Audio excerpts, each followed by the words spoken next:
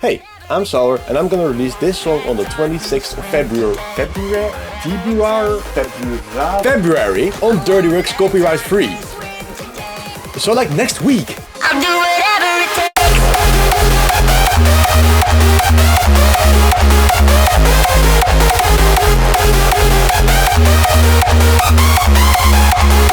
I'll do whatever it takes.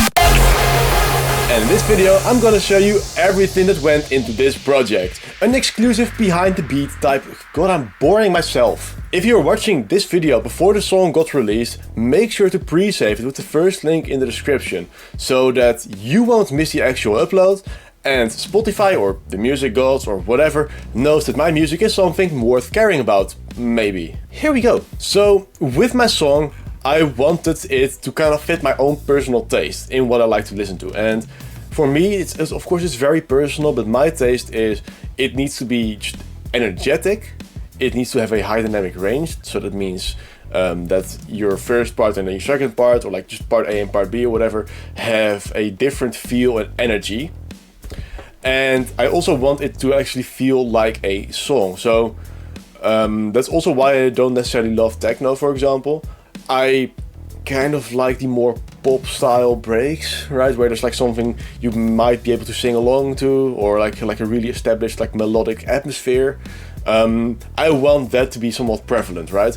And while this song is pretty aggressive, the melody to me is one of the most important parts in this song still. For the arrangement, what I actually like to do, I started out by making the intro first. So it essentially establishes the atmosphere in the first 8 bars, and in the second set of 8 bars, you get a very different energy underneath. I'll just show you. I woke up on the wrong side of the bed. I blame your silence. I blame the way you left last night. I think I was wrong again. And even if the sun won't shine for me. So in the first 8 bars, not a lot is actually happening, right? There's just this, an ARP made by a friend of mine and a super nice heavy bass made by me. Then in the second half, I'm essentially establishing my dominance by just pissing on your face. No. I just introduce people to the more DMB heavy influences that this entire song is driven about, which you will see later in the song, right? So I have this set of really heavy drums that I just love.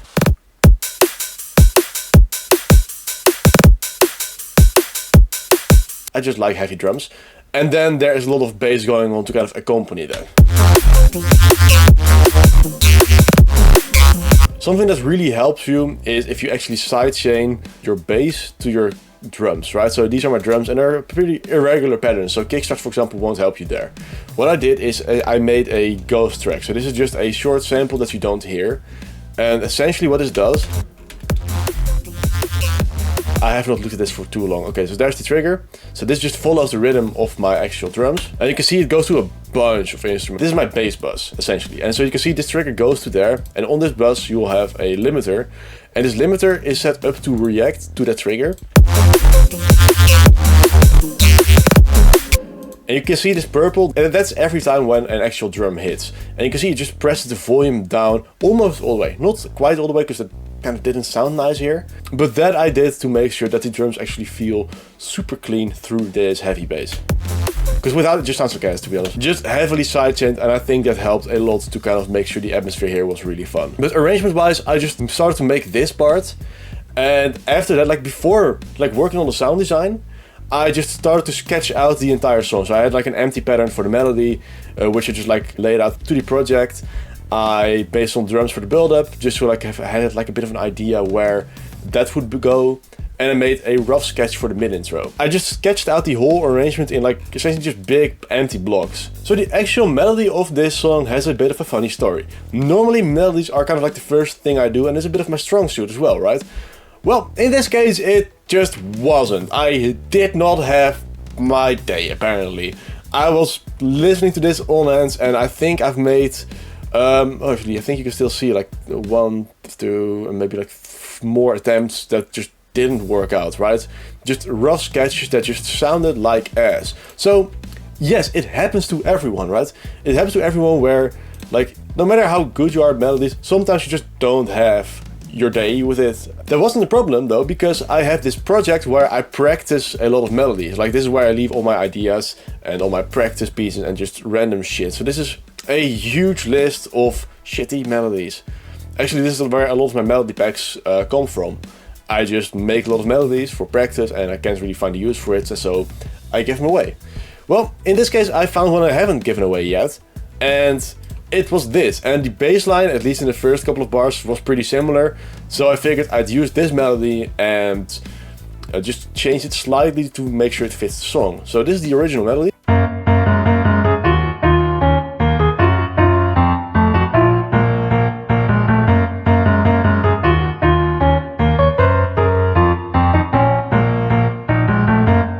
First of all, the bass line is different, like this one starts at an F and this one starts at an F sharp. And it sounds like not a big difference, but it is, right? Much closer. I also changed a lot with the actual progression because like some notes just didn't line up with the actual project. But it's all like minor tweaks. Now the layering of this project I am super happy about. And that's because it sounds really powerful, right? Like, I'll do whatever it takes.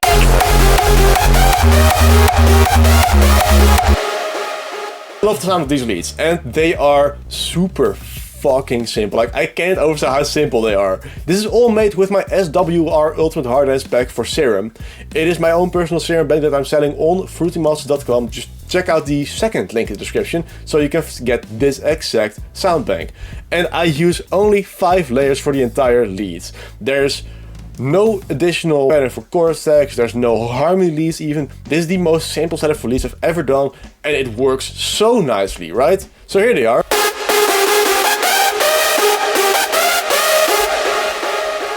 I'll disable the reverb and delay for a second.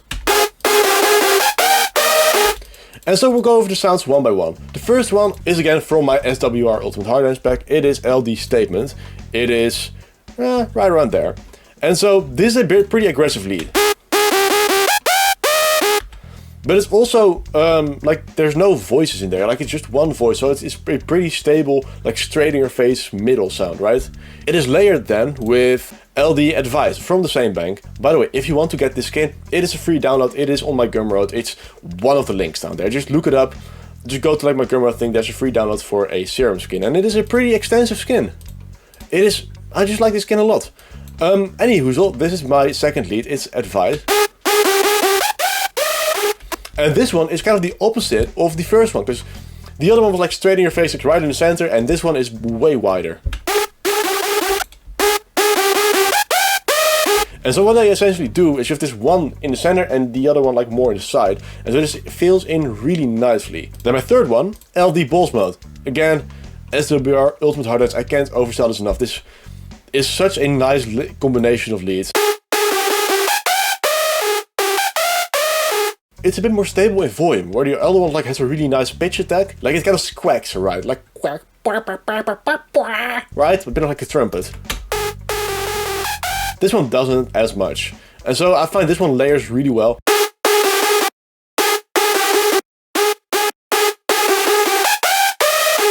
So these are my main leads. And then how to make this actually sound really thick and wide and juicy and whatever.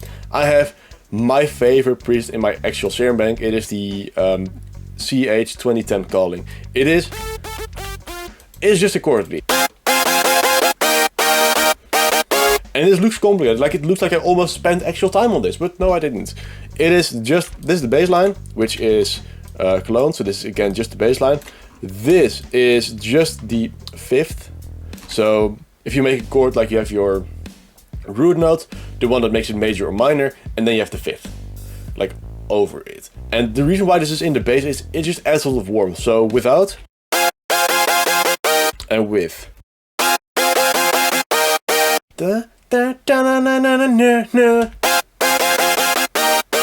I didn't even transpose them, like they're just like the way I made them and I didn't really give a fuck. What I should note, there is a heavy EQ on this, like normally this has way more bass. But we make hardstyle, so that's kind of unacceptable. Now what is lacking as a chord lead is some brightness, and for that I have the second layer of, again from my own SWR Ultimate Hard Dance thing, is CH Super SAWER. This is not a hint to my ability to save people and fly and shoot lasers out of my penis. It is just a super saw, but very light, very bright, very fun. And this layers wonderfully with the 2010 calling. And so all the leads together.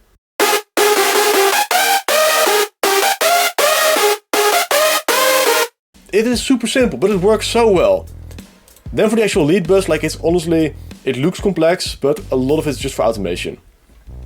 So the first thing I have on there is a compressor, and like I like to use this just for the kind of punchiness it provides, right? So without...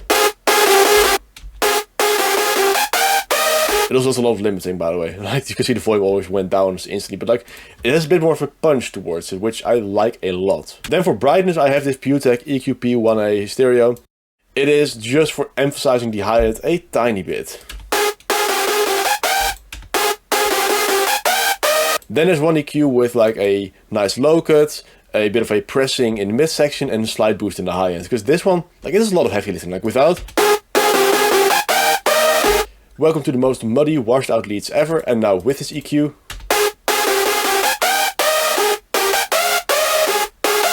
And this way we make a lot of space for the actual kick of the song.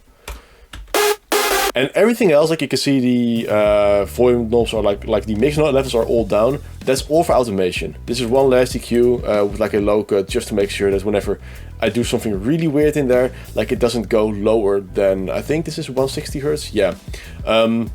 It's better to stick to like a bit higher, maybe 180, 200, whatever. I just went with this because I didn't really think about it.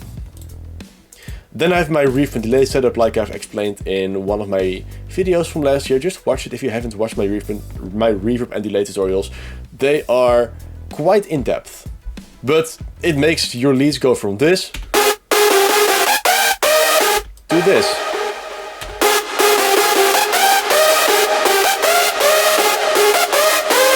Okay, so then my favorite part of this song. I'll do whatever it takes.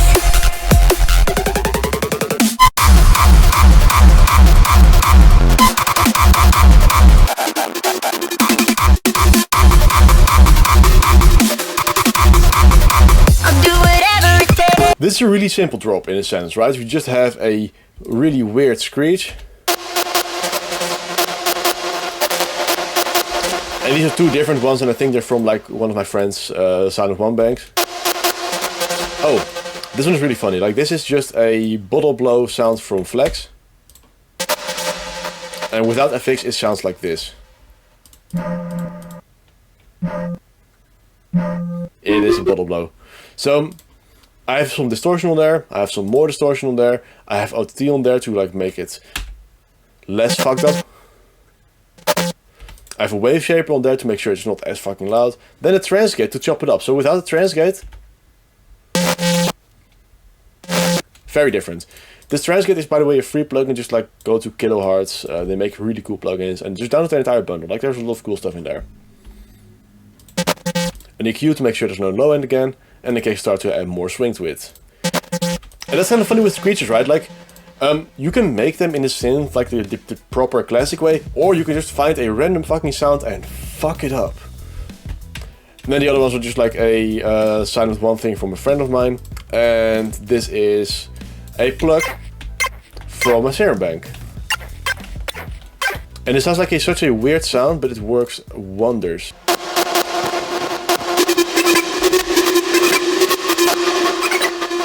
Just as a bit of an emphasis on certain lack of kicks, often, right? To make it sound way more interesting, I have this hi-hat thing going on. And my rule with these hi-hats are let them play whenever there's not a punch playing, right? So just fucking everywhere. I mean, the difference in flow is like phenomenal. And in the final mix, like you don't really hear it off like that clearly. But you do feel it, and it feels really important. Like it adds a lot of rhythm and groove to something that otherwise would lack that entirely. And then like after 4 bars, I usually introduce like an open hi-hat as well.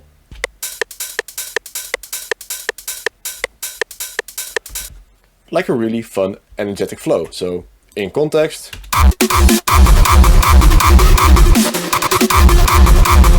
It adds a lot of rhythm and groove to something that otherwise would just totally lack it, right? Like without those, this drop sounds like ass. So like even if you think it's such a menial small thing, just add it to your drop, don't be stubborn.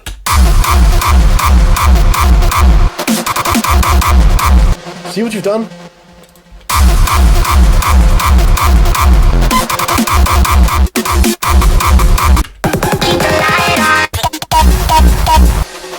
I love that so fucking much. I'll do whatever it takes. Keep the light on. If you ever want to make a vocal build-up like this, like the loop that kind of gets shorter, I do have to point you to one specific plugin. So this is the Ultimate Looper from NS Audio. And it's a really simple plugin. Like you have this on-off for the loop, you have the length of the loop, and by just automating these two, like that's what I did there, like this is the on-off and this is the loop size, so like the length, right? And just by automating these two, you get this really easy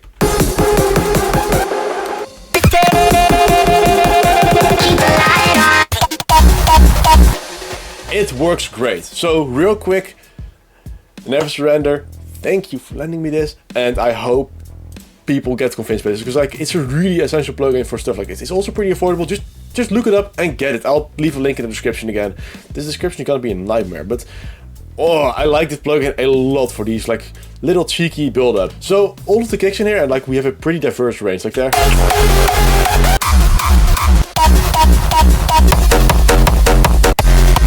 I'll do whatever it takes.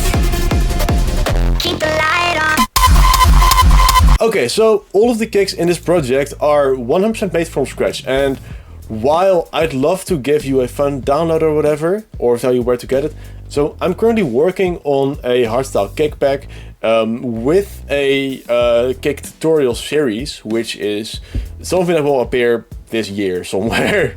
I don't want to say like really close dates, but like it's coming pretty soon. Is if you have multiple kicks, you need all of them to have the same kind of energy, right? Like you can't have, let's say, kick A like be like a crowd killer, and then after that kind of just coast with some really soft kicks. Like that doesn't work. So if you have different kicks, what you need to do is make sure they are all kind of equal. And so what I have done, all of my kicks go to the kick bus. So these are all the different kick parts and like kicks or whatever. So like punches, tails, and like completed kicks. They all go to this one channel, the kick bus. And on there are just like, I control the level, I do a lot of like FX and whatever. But to make sure everything hits equally, on the master channel I have this EQ. It's a hard cut at 200 Hz roughly. And if I enable this, you can hear just the sub.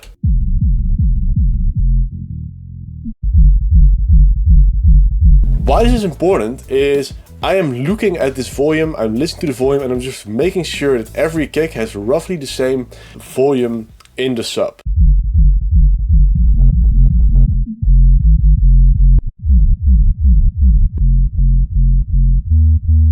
And just with this, I make sure that it's like equally loud. And so if some kicks are not as heavy impact-wise, I will drag them down or I will EQ accordingly. That's just how you make sure all your kicks have the same impact.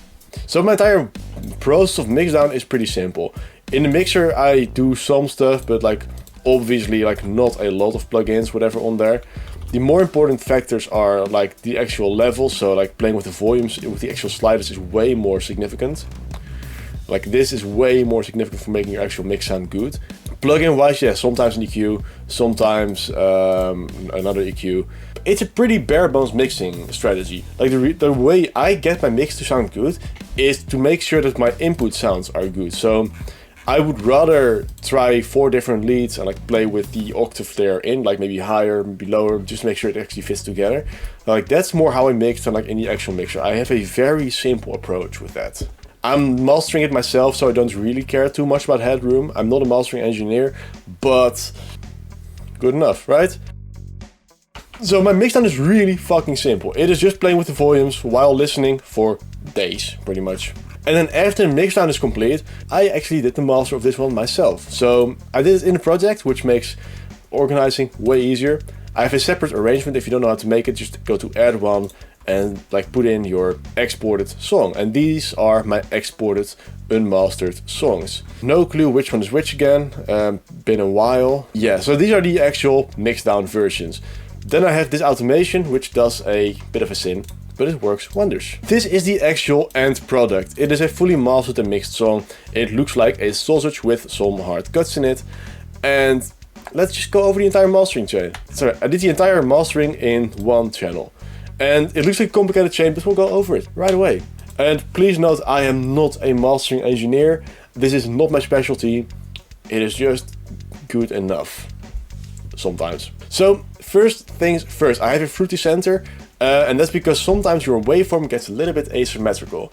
And fruity center can sometimes solve that if the asymmetry is caused by a DC issue.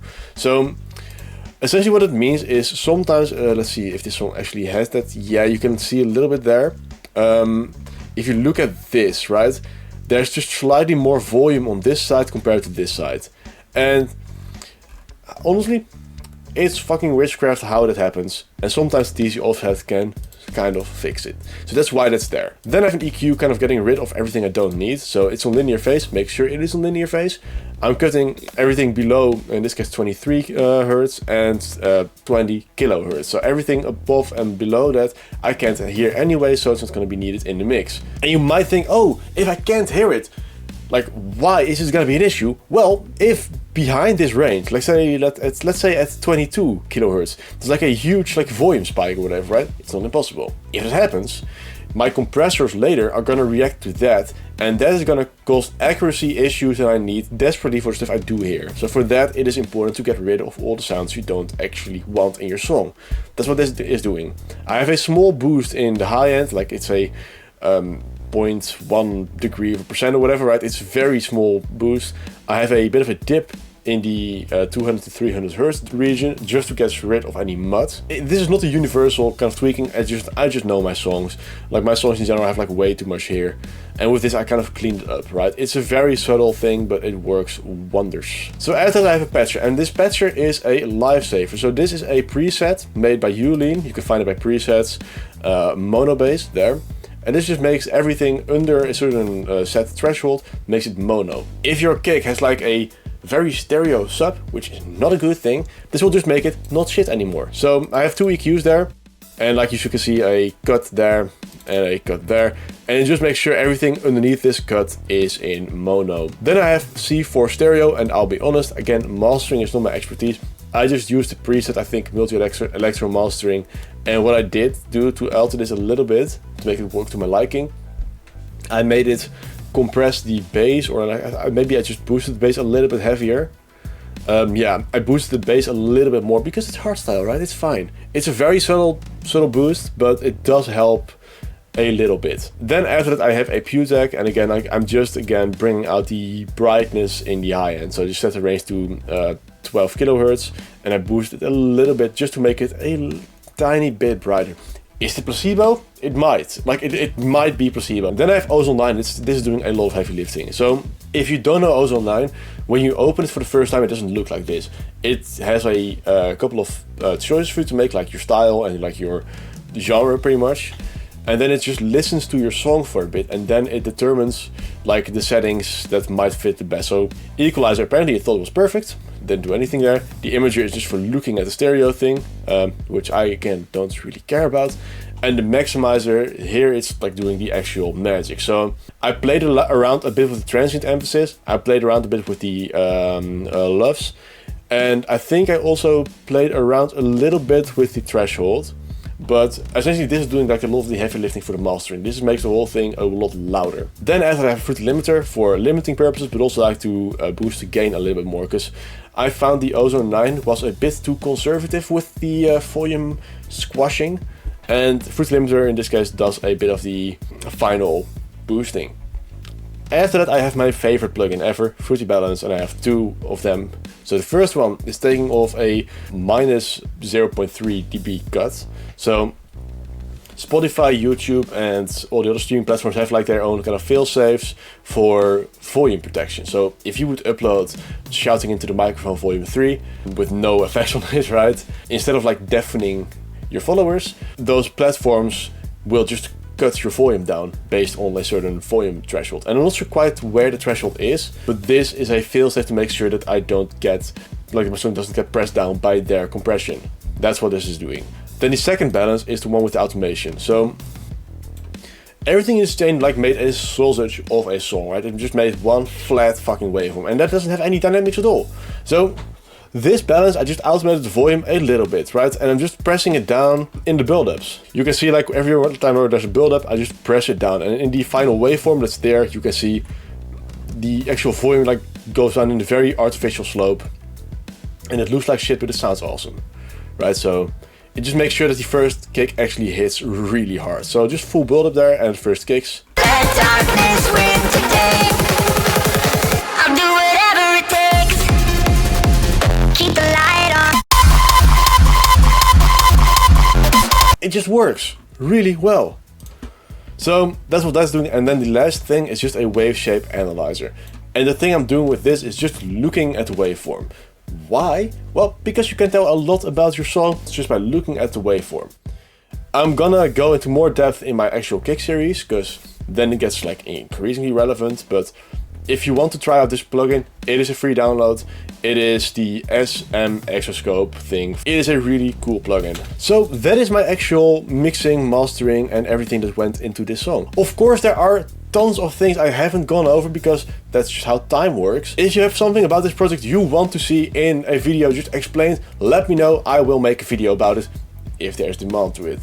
I have no secrets with how I made any of this. So feel free to drop in the comments what you actually would like to see about this project. If this song piques your interest and the song is not out yet, make sure to click the first comment in the description or pinned comment to make sure to pre-save it so you won't miss the actual upload. And if you're watching this after the song goes released, I will replace it with a streaming link so you can find it on any of your favorite platforms. And with that being said, I hope this entire video has helped you a little bit in understanding my entire process. If you have any questions, just drop it in the comments. I will try to answer all of them. So I want to thank you all for watching. Check out the link in the description because there is a lot of really cool information there. As well as the song, just fucking stream it. You're gonna love it, I promise. I want to thank you all for watching. It was a pleasure to be your host once again. Until we meet again. I'll do whatever it takes.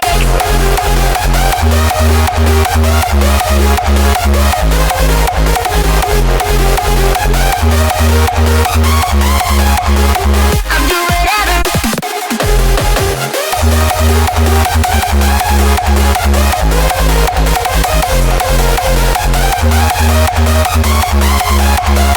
I'll do whatever.